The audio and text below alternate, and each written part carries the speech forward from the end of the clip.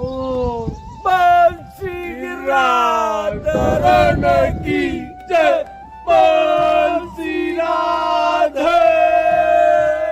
पूछड़ी के लोटा की प्यारे, श्री कृष्ण कन्हैया लाल की जय, श्री गोवर्धन नाथ की जय, श्री अम्बे महारानी की जय, श्री वल्लभाधीश की जय, आज के आनंद की जय।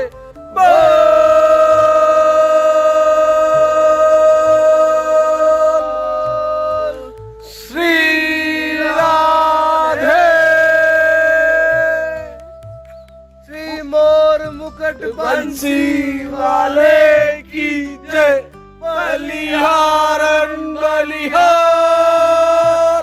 जय सरकार, श्री जी सहाय करेंगे गोवर्धन नाथ। जय बंसी वाले, खमा ब्रजराज खमा। बड़ी मौज है तेरे दरबार में, चकाचक है चक्र सुदर्शनधारी, तेरा भरोसा भारी। बड़े शरण गिरधारी, राखियो लाज हमारी। पेट गिरा शिखर पे, खबर लो हमारी।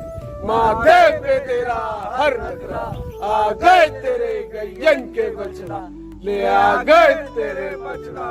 खमा ब्रजराज खमा, राधे रानी की जय हो, बरसाने वाली की जय हो, ब्रजबानु दुलारी की जय हो, रंगीली सरकार की जय हो, चुगल जोड़ी सरकार की जय हो, कृष्ण राधे की जय हो, कृष्ण सुदामा की जय हो, कृष्ण बलदाऊ की जय हो, अष्ट सखा की जय हो, ग्वालियन के सरदार की जय हो। श्री महाप्रभु जी गोसाई जी परम दयाल की जय, आज के आनंद की जय। चानल में मंगल करे बाबा विठलनाथ, जय जमनाजी गोवर्धन नाथ, महाप्रभु श्री विठलनाथ। श्री लाडले लाल की जय, लड़ुआ निधान की जय, लाल करेगा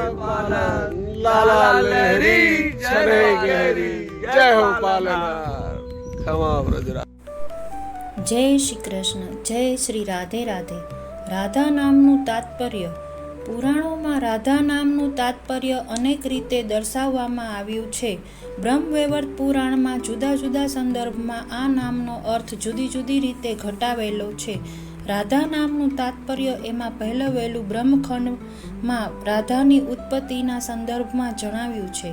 અહીં રાધા નામ રા અને ધા એ બે અક્ષરોને જુદા જુદા શબ્દોના આદ્ય અક્ષરો તરીકે ઘટાવી તેઓના સંયોજનથી બનેલું હોવાનું ધારવામાં આવ્યું છે। એમાં રા એ રાસનો અને ધા એ ધાવ ધાતુનો આદ્ય અક્ષર હોવાનું અભિપ્રેત છે। છતાં અહીં અર્ધ્ય દેવોની ક્રિયા પણ ગણાવી હોય। રા અક્ષર રાસને બદલે રા ધાતુનો ઘોતક હોવાનું ધારી શકાય છે। બ્રહ્મવૈવર્ત પુરાણના ગણપતિ ખંડમાં પણ એવો અર્થ ઘટાડવામાં આવ્યો છે, પરંતુ અહીં આપેલા શ્લોકોમાં રાથી શરૂ થતો શબ્દ માત્ર રાસ છે। પુષ્પ લાવીને અર્ઘ્ય દીધો એમાં તો દદો શબ્દ પ્રયોજાયો છે, રા ધાતુનું રૂપ પ્રયોજાયું નથી। વળી ગણપતિ ખંડના શ્લોકમાં માત્ર રાસ અને ધાવિત્વા દ્વારા જ રા અને ધાના અક્ષર દર્શાવાયા છે। એમાં આપવાની ક્રિયા દર્શાવાતો કોઈ શબ્દ છે જ નહીં। એવી રીતે બ્રહ્મવૈવર્ત પુરાણના કૃષ્ણ જન્મ ખંડમાં એટલું જ કહ્યું છે જેમાંય આપવાની કોઈ ક્રિયાનો સમાવેશ થતો નથી ને સ્પષ્ટત રાસ અને દધાર એ બે શબ્દો પર ભાર મૂકવામાં આવ્યો છે। અલબત્ત એમાં ધા માટે ધાવને બદલે ધ્રુવ ધાતુ લેવામાં આવ્યો છે। છતાં અહીં રા અને ધાવ એ બે ધાતુઓ લેવામાં આવે તો તે પણ બંધ બેસે। એ અનુસાર રાધા નામના રા એટલે અર્પણ કરવું અને ધા એટલે દોડવું એટલું નિશ્ચિત થતાં રાધાના સંદર્ભમાં શું અર્પણ કરવું અને ક્યાં દોડવું એટલું નિશ્ચિત થતાં રાધાના સંદર્ભમાં શું અર્પણ કરવું અને ક્યાં દોડવું એ વિશે સ્વાભાવિક રીતે એવી કલ્પના કરવામાં આવી કે રાધાએ કૃષ્ણના ચરણમાં પુષ્પ અર્પણ કર્યું ને પછી એ રાસ મંડળમાં કૃષ્ણની આગળ આગળ દોડ્યા. રાધાનો કૃષ્ણ પ્રત્યે જે આરાધના ભાવ છે તે જોતા આ કલ્પના તર્કયુક્ત લાગે તેવી છે. અહીં રાધા શબ્દ રાધ ધાતુમાંથી ઉત્પન્ન કરવામાં આવ્યો છે અને એ ધાતુને સિદ્ધ કરવું, પૂર્ણ કરવું એ અર્થમાં ઘટાડવામાં આવ્યો છે. આ અર્થ પ્રયોજવા માટે અહીં સકલ ઈચ્છાઓ એવું કર્મ આધ્યાહાર માનવામાં આવ્યું છે. દેવી ભાગવતમાં આપેલા આ અર્થ બ્રહ્મવૈવર્ત પુરાણમાં આપેલા અર્થો કરતાં વધુ તાર્કિક અને વધુ શાસ્ત્રીય લાગે છે. રાધાનું સ્વરૂપ. રાધાના રમણીય દેહનું મનોહર શબ્દચિત્ર બ્રહ્મવૈવર્ત પુરાણમાં આલેખવામાં આવ્યું છે. આ શબ્દચિત્ર પહેલવહેલું એના આ પ્રમાણે આપેલું છે. દેવી 16 વર્ષના અને નવ યૌવનથી યુક્ત છે. એમણે અગ્નિ જેવા શુદ્ધ અંશુક ધારણ કર્યા છે. એ સ્મિત કરતા અને સુમનોહર છે. એમના અંગ સુકોમલ છે. એ લલિતા છે, સુંદરીઓમાં સુંદરી છે. એ મોટા નિતંબોના ભારથી આર્ત છે. તેમની શ્રોણી તથા એમના પયોધર પિન છે. એમનું મુખ બંધુજીવના રક્તપુષ્પને હરી લે તેવા સુંદર અધરોષ્ટ ધરાવે છે. મુક્તા પંક્તિને ટપી જાય તેવી સુંદર દંત પંક્તિ વડે એ મનોહર છે. સતપૂર્ણિમાના કોટિચંદ્રની શોભા ધરતું તેમનું સુંદર મુખ છે. એ સુંદર શેથી ધારણ કરે છે. એમના લોચન સુંદર શરત કમલ જેવા છે. એ ખગેન્દ્રની ચાંચને હરી લેતી સુંદર નાસિકાને લીધે મનોહર છે. એ સોનાના દડાને હરી લે તેવા બે ગંડ ધરાવે છે. એ રત્ન અલંકારોથી ભૂષિત સુંદર કર્ણ ધારણ કરે છે. એ ચંદન, અગરુ અને કસ્તુરીથી યુક્ત કુમકુમના બિંદુઓથી તથા સિંદૂરના બિંદુઓથી યુક્ત સુંદર કપોલોને લીધે મનોહર છે. સારી રીતે ગૂંથેલા માલતી પુષ્પોની માળાથી શણગારેલા અને સુંદર સુગંધીદાર અંબોડાના ભારને ધારણ કરતા હતા. સ્થળ પદ્મની પ્રભાતિથી ઉજ્જવળ ચરણયુગ્મ ધારણ કરતા એ હંસ અને ખંજનને શરમાવતી ગતિ કરતા હતા. એ સુંદર રત્નોના સારથી બનેલી મનોહર વનમાલા, હીરાઓનો બનેલો હાર, રત્નોના કેયુર તથા કંકણ, સુંદર રત્નોના સારનો બનાવેલો મનોહર પાશ અને અમૂલ્ય રત્નોથી બનેલ ઝણકાર કરતા ઝાંઝરોથી શોભતા અને વિવિધ પ્રકારના ચિત્રોથી સમુદ્ર સુંદર ચરણ ધારણ કરતા હતા. આ વર્ણનમાં તેમજ આગળ જતા ગંગા આખ્યાનના સંદર્ભમાં રાધાને કરોડચંદ્રની પ્રભા ધરાવતા દર્શાવ્યા છે. પરંતુ આ ઉત્તરવર્તી સંદર્ભમાં એ ગંગાને શ્રીકૃષ્ણમાં આસક્ત જોઈ કુપિત અવસ્થામાં છે. એમનું મુખ રક્તપદ્મ જેવું છે. તેમના લોચન રક્ત પંકજ જેવા છે. એ શ્વેત ચંપાની કાંતિ ધરાવે છે. એ મત હસ્તીની જેમ ચાલે છે. અમૂલ્ય રત્ન જડેલા વિવિધ આભૂષણોથી શોભે છે. માણેક જડેલો અમૂલ્ય ઉજ્જવલ હાર ધારણ કરે છે. નિવિયુક્ત બે પીત અંબર ધારણ કરે છે. એમના કોમલ ચરણ કમલ સ્થળ પદ્મની કાંતિવાળા અને સારી રીતે રંગેલા છે. તેમની સાથે 30 કરોડ ગોપીઓ હતી. તે ઉત્તમ રત્નો જડેલા વિમાનમાંથી ઉતર્યા. સખીઓ તેમને શ્વેત ચામર વડે વાયુ ઢોળતી હતી. એ લલાટ વચ્ચે શેથાની નીચે ચંદનના ચંદ્રથી યુક્ત કસ્તુરીના બિંદુનું ઉજ્જવલ તિલક ધારણ કરતા હતા. એ સુંદર અંબોડાને દીપાવી રહ્યા હતા. નાક તથા હોઠને કોપથી કંપાવતા હતા. તે કૃષ્ણની પાસે જઈ રત્ન સિંહાસન પર બેસી ગયા. એ અવસ્થામાંય ઝાંઝરમાન રાધાને પોતાનું ગૌરવ જાળવી રાખ્યું. કૃષ્ણ તથા ગંગા એકદમ ઊભા થઈ મધુર આલાપ કરવા લાગ્યા. ગોપાલો પ્રણામ કરી તેમની સ્તુતિ કરવા લાગ્યા. ગંગાએ રાધાને જોયા ત્યારે તે સ્નિગ્ધ, દર્શનીય અને બ્રહ્મતેજથી દીપતા હતા. સનાતન અદિ સૃષ્ટિરૂપ હતા.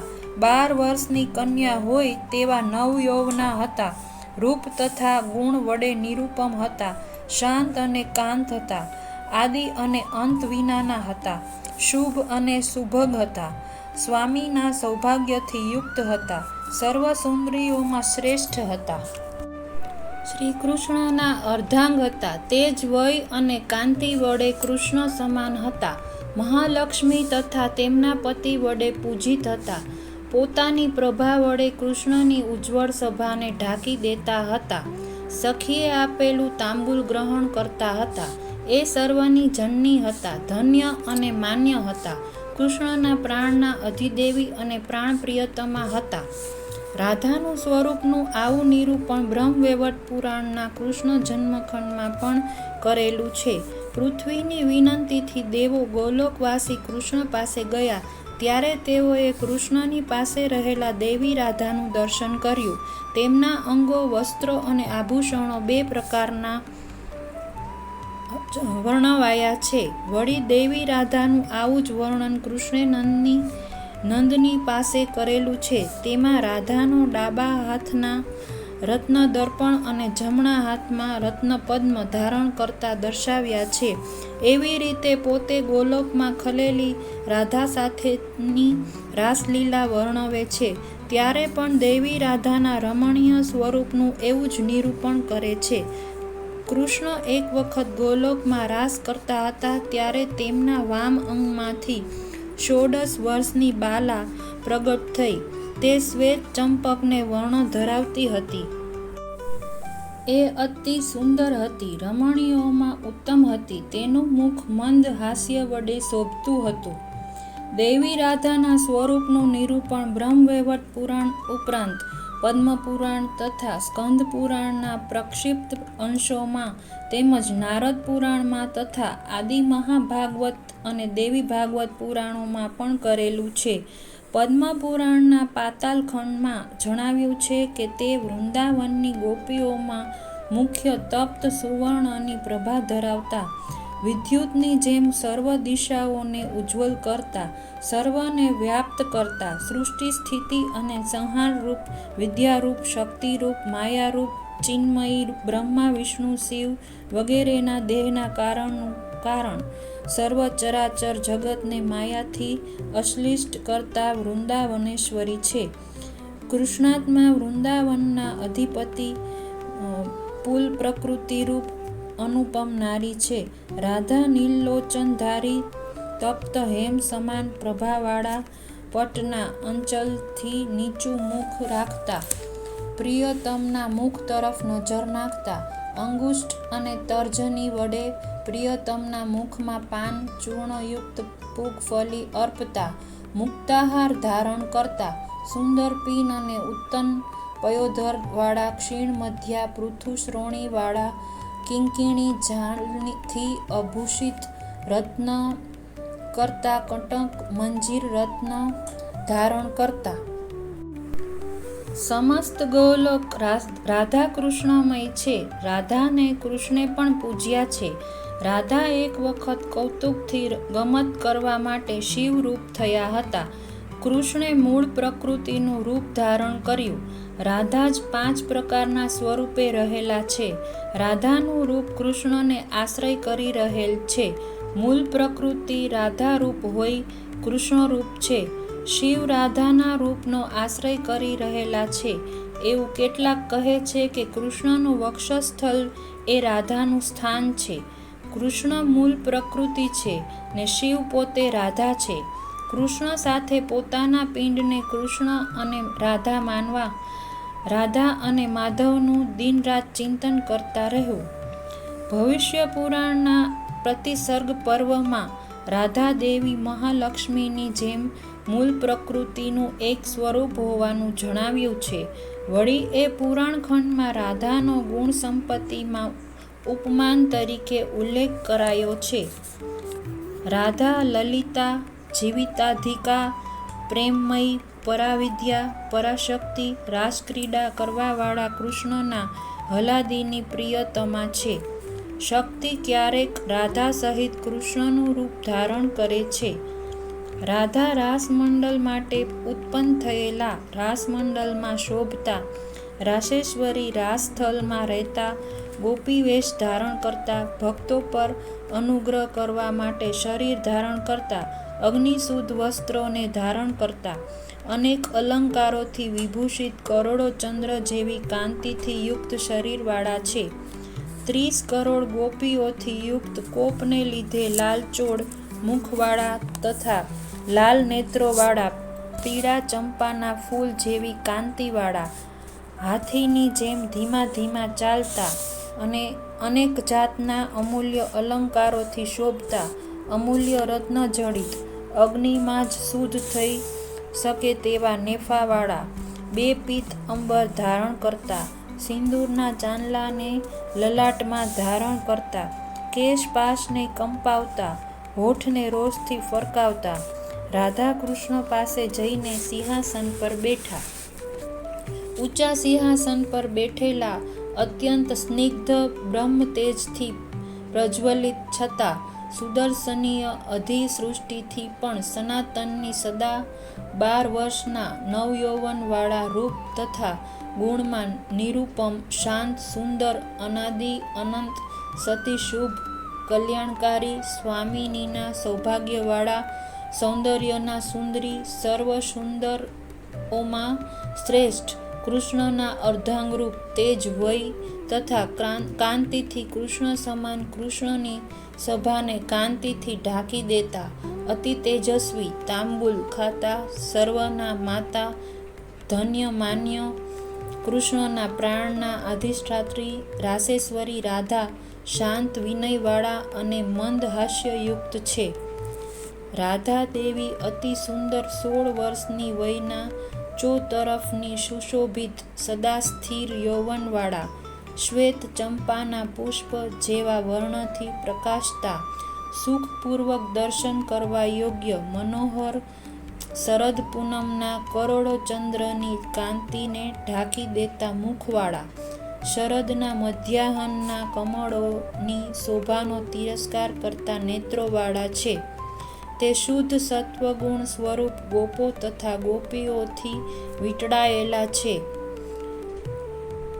કોપથી લાલ મુખવાળા, લાલ કમળ જેવા નેત્રવાળા, ફરકાવતા હોઠવાળા, વેગથી જતા રહેતા, વિરહાકુલ, રાધા કૃષ્ણના વિયોગને લીધે એક ક્ષણને પણ કરોડ યુગ જેવી માનતા, શ્વેત ચંપક પુષ્પ જેવા વર્ણવાળા, શરદ ચંદ્ર સમાન મુખવાળા, કરોડો ચંદ્ર સમાન શરદના કમળ જેવા નેત્રવાળા, પાકા ધીલોડા જેવા હોઠવાળા, મોટા નિતંબવાળા, કટી મેખલાયુક્ત, મોગરાના પુષ્પ જેવી દંત પંક્તિથી સુશોભિત, અગ્નિશુદ્ધ વસ્ત્ર ધારણ કરતા, મંદ હાસ્યયુક્ત, પ્રસન્ન મુખવાળા, 2 ગજ ગંડસ્થલ જેવી સ્તનવાળા, સદા 12 વર્ષની વયના, રત્ના અલંકારો શણગારેલા, શૃંગારરૂપ, સમુદ્ર લહરીરૂપ, ભક્ત પર અનુગ્રહ કરવાને આતુર, મલ્લિકા તથા માલતીના પુષ્પોથી માલાયુક્ત, કેશપાશથી શોભતા, રાસમંડળની વચ્ચે રહેલા, વરદ તથા અભય હસ્તમુદ્રાવાળા, શાંત નિરંતર સ્થિર યૌવનવાળા, રત્ન સિંહાસન પર બેઠેલા, કૃષ્ણને પ્રાણ કરતાંય અધિક પરમેશ્વરી રાધા છે.